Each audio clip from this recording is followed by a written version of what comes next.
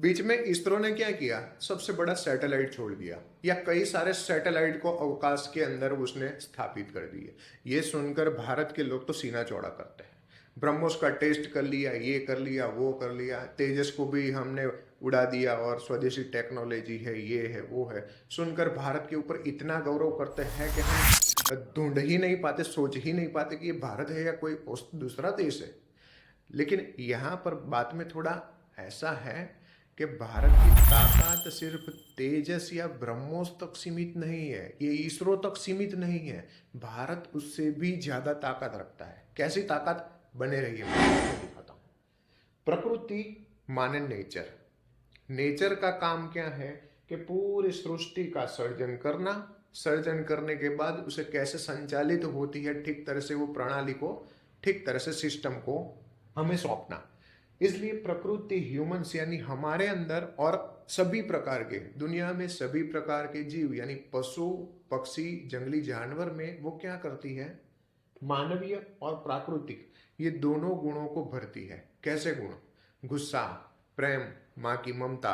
जैसे हम किसी जानवर का बच्चा छूने जाए तो माँ उसकी माँ उसे संरक्षण करे, उसे प्रोटेक्ट कर रही है, तो हम छू नहीं सकते। उसी प्रकार के गुण मानव में भी देखने को मिलते हैं। इससे बनती है पूरी सृष्टि, और सृष्टि को संचालन करने की जिम्मेदारी प्रकृति की होती है। इन गुणों के माध्यम से वो हमारे अंदर भरती है, और ऐसे गुण भी हमारे अंदर प्रकृति ने दे रखे हैं। जैसे हमारा डीएनए है, हम जन्म देने की क्षमता रखते हैं, तो ये सभी पावर किसने दिए हैं? हमें प्रकृति यानी नेचर ने दिए हैं। तो ये हो गई दुनिया की बात, कि दुनिया इस बात को बहुत अच्छी तरह से जानती है, ठीक है। लेकिन यहाँ एंट्री होती है भारत की। भारत ये कहता है कि सृष्टि तो बनी है मानवीय और प्राकृतिक गुण से, ये बात तो सही है, लेकिन संसार सिर्फ प्राकृतिक और मानवीय गुण से परिपूर्ण नहीं है। भारत ये कहता है। भारत क्या कहता है कि मानवीय और प्राकृतिक गुण से पूरी सृष्टि का सर्जन तो हो गया है, लेकिन वो पूर्णतः नहीं हुआ है। इसीलिए भारत यहाँ अपनी सोच रखता है, भारत यहाँ अपनी पावर दिखाता है। कैसी पावर?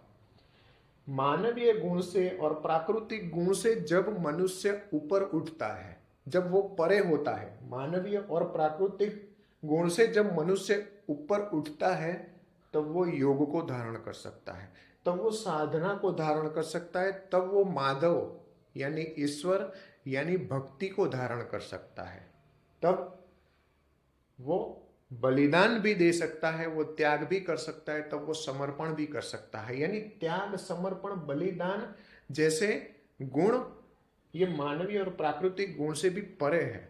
यूं ही कोई देश का सैनिक वीरगति को प्राप्त नहीं होता। बलिदान जैसे अंदर से उद्भवती है, तभी बलिदान दिए जाते हैं। कई सारे सैनिक और वीरगति को प्राप्त हमारे कई सारे शहीदों ने इस बलिदान का अर्थ हमें बहुत अच्छी तरह से समझाया। उसी प्रकार संसार को छोड़ कोई भगवा यूं ही धारण नहीं करता, उसके लिए वैराग्य और ब्रह्मचर्य का पालन भी करना जरूरी है। तो इन सभी चीजों से बनता है भारत।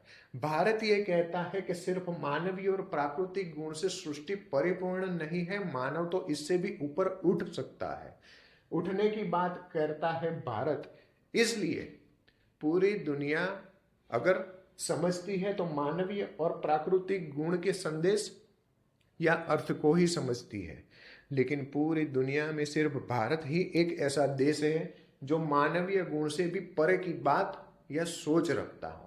आप और हम भारतीय होने के बाद भी ये गर्व ले सकते हैं कि भाई योग, साधना, बलिदान, वैराग्य आप और हम नहीं कर सकते, लेकिन इसकी सोच मात्र से, इसके विचार मात्र से, इसके जानने से ही हम हमारे हिंदू होने का प्रमाण दे सकते हैं।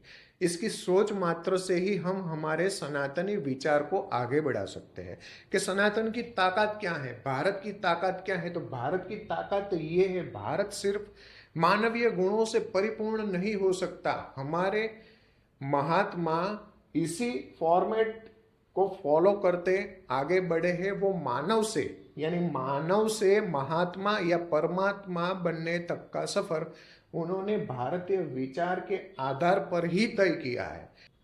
इसीलिए मैं कहता हूं कि भारत एक जमीन का टुकड़ा नहीं है, ये सच में एक जीता जागता है। तो उसके गुण को हमें पहचानना जरूर चाहिए।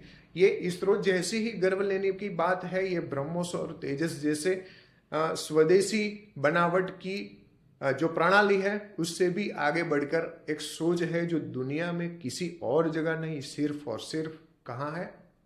भारत में है।